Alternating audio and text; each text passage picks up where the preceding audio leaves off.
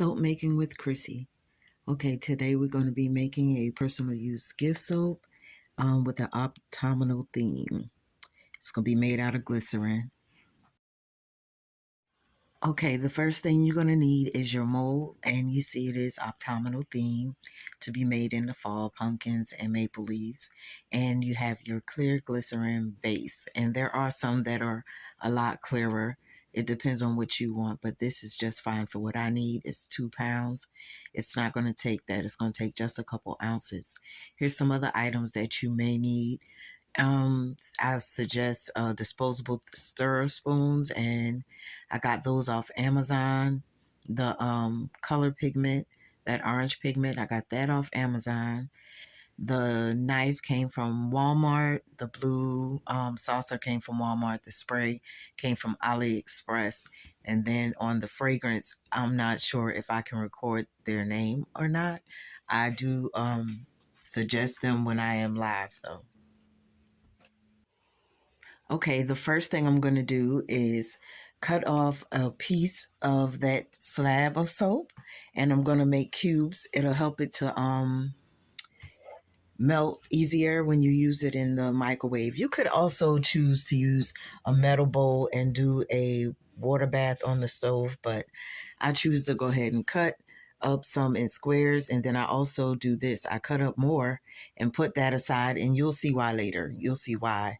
But it's other types, as you can see, of glycerin base. It's coconut oil. You can get shea based. Okay, this is the soap once it has melted. I suggest little small spurts. Small spurts, like 10-second spurts.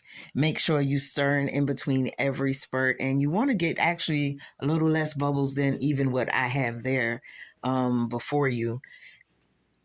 Also, okay, here we go. I add the pigment. Now, I don't suggest actually adding it like I did, and you'll see why later.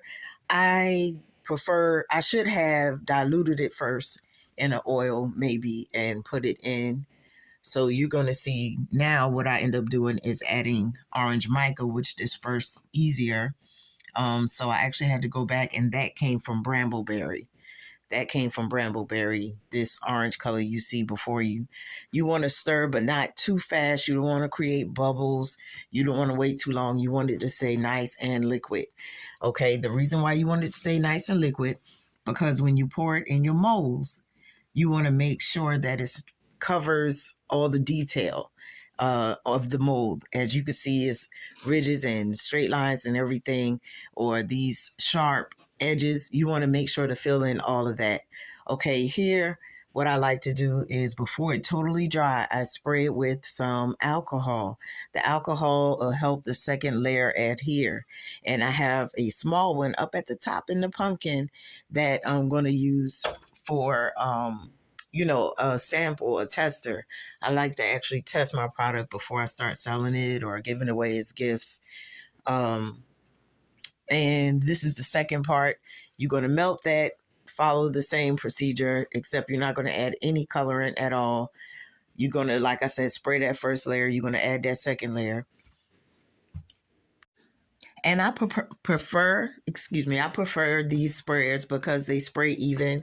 I used to use the spritzer back in the day, but I really love this one. It's a continuous, even spray. So I really suggest going ahead and on over to AliExpress and go ahead and get some. I think I got 5 different colors for like a couple dollars. You're going to pop out your soaps after they have hardened. Sometimes you can put them in the refrigerator to make them harden up quicker. I don't suggest it because if you wait too long, you may get moisture. And as you can see, you want to put them in a package that does not get moisture. Okay, thank you so much for watching. And you just learned how to make soap in under 5 minutes.